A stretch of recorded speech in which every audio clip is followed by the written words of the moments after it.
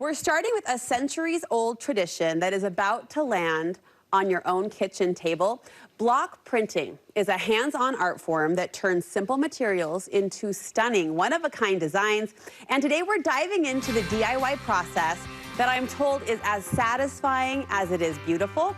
Artist Melissa Wood is joining me to teach us how to create custom prints you'll be proud to display or even wear. It's so good to have you. Thanks for having me. So I have several girlfriends who have taken your block printing class. Yay. And here's what I want to ask you first, because it seems like it's one of those projects, one of those art forms that immediately becomes your personality. Like you learn it and all of a sudden you're obsessed and you're block printing everything. Is that fair? It's absolutely fair and completely true. Why the hook? What's the hook? Because it's so easy. My 5-year-olds are doing it and they're creating fun things, and you can wear it, you can put it on your walls, everything. It's awesome. Well, I hope it's as easy as you say, and I hope that I can walk away like your 5-year-olds being able to do this, because honestly, the prints, and you've brought several darling examples here in studio, they have that boutique flair. Like they look like something you would pay big bucks for at a high-end boutique, and you're telling me I can make this? Yeah, and the fun thing is they're not perfect, but they're fun, they're handmade,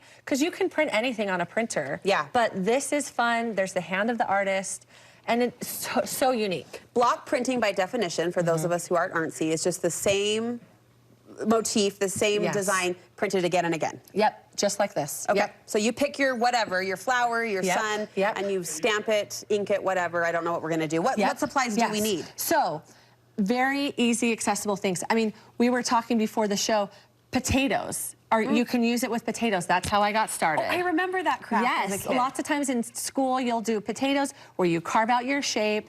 And then also I went to Walmart. I didn't have potatoes. My family doesn't love potatoes.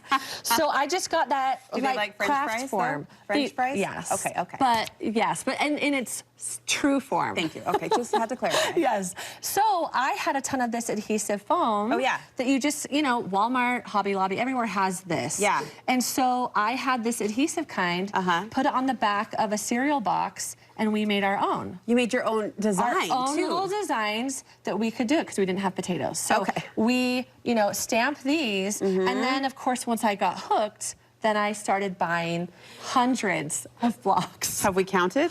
I mean, no. Okay, because we don't want to, because then we'd have to do some math that might make us depressed. But not depressing is how intricate and beautiful these stamps are. Where are you sourcing stamps like this? Molly Mahan is a British maker that she sells a bunch, but then Etsy has makers in India and Pakistan and Turkey, and you can get connected to all of them and just do a search for block print, wooden block prints. Wow. And you can buy whatever you want. Wow. Okay, well, since they're British, now we've gone European. Walk me through this, Melissa. How do we do this? Okay, so it's super easy. So you need some sort of thing that you're gonna actually print. I have my messy little vinyl tablecloth. This is love. Lots of love. This is the cleanest side. Major credibility when you pull out something like this. Yeah. And then we just got cardstock, folded it, but you can do wrapping paper, you can do tea towels or tote bags, T-shirts, whatever you want. You choose. For today, we'll just do paper. We're starting at the beginner scale.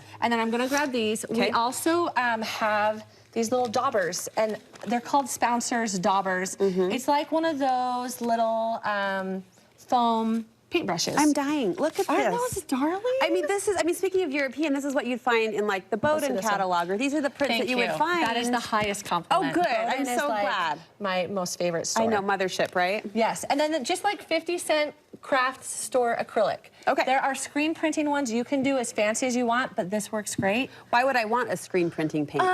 If you're like fancy. Okay.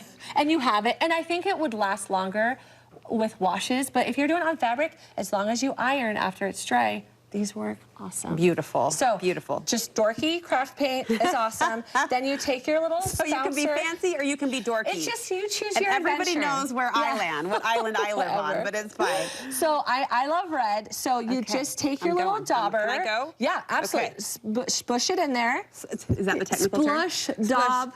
splat, whatever. Okay. Just load your thing. Now, why am I not just loading? Because it needs a little bit of a cushion so it kind of gets in the little grooves. Okay, because these are intricate. I mean, these are detailed. Right. So then you take it and then you just set your thing down, you know. I'm already happy. I don't even know what's coming. And so you decide what way do you want your card, this way or you want it sideways, whatever. This way. Doesn't matter. And then you just pick a spot, shove it on, and like this. I mean, this is like stamps. This is easy. And I have a little squishy thing. I needed a little more Okay, paint. a little bit more. So then all you do is just add a little bit more. But I'm not giving up. No, don't do it. Don't. Okay. Look, Okay. there we go. All right, hold on. And it's cheap, so you don't have to worry about wasting it. So you do want to be a little generous, because I was kind of picking up on your ends. Sorry, yeah. Okay. So then you just print it again. And the thing is, you can go, it's never fun to go right directly on it because you'll never match it exactly. So just go to the next spot. Go to the next spot. And the beauty is, This is paper rehearsal. is cheap. Yes.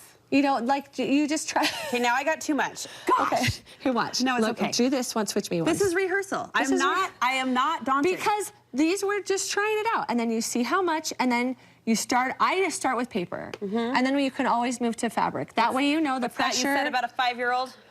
Listen, I'm getting there. I'm getting there. Well, and switch me things. Do this one. Let's blame the stamp. Well, it's a small one. Sometimes easier. okay. It can float easier. It's okay. Let's see. I'm good. And then a little rock, a little rock, little little back and forth, pressure. little hip. You got it. Give it a hula hoop. Here we go. Oh, Okay, lady, right? there I am. It was the stamp. It was the stamp. It was totally the stamp. I the mean, stamp. always blame the stamp. Okay, so a little practice in the technique and the pressure, and I can do it on a tester, and then you can go crazy. Okay. How is fabric different than paper?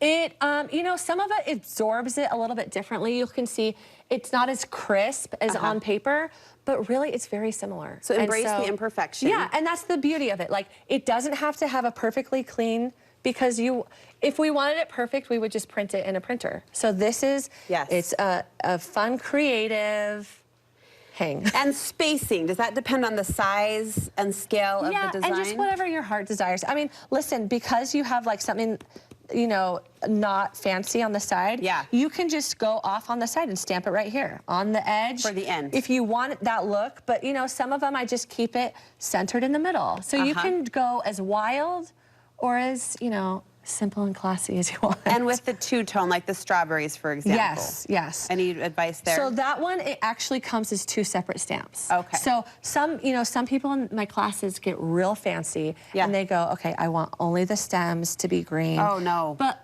can we, really? I mean, you can. Okay. If you're a glutton for punishment.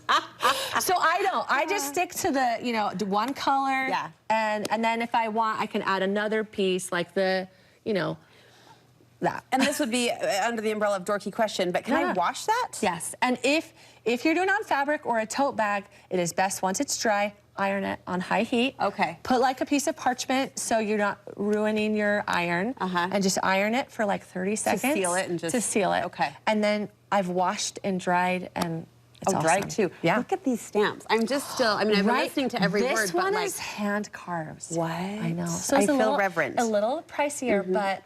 Like, how much are we talking? Give it to us. Like, that one probably was 20. Oh. I'm used to spending like 3 or 4 bucks I was for the bracing. little guys. So, Okay, I was bracing for Bowdoin prices, but we can handle 20. You can do 20, girl. All right, Yeah, you're the best. It was so fun to meet you and learn from you. Thank You you. do have a class on this and other creative workshops. How can we connect? AlpineWorkshop.co is our website, and we're on Instagram at Alpine Workshop, and we list all of the classes like pasta and calligraphy and cake decorating, all these fun kinds Well, of as classes. a show that celebrates the creativity in women in all forms, we are like shaking our pom-poms at everything you're doing. And right back at you. Alpine Workshop. Thank you. We'll link you from our website so you can check out the class schedule and sign up for a workshop of your own. Great job, Melissa. Thank Great you. job.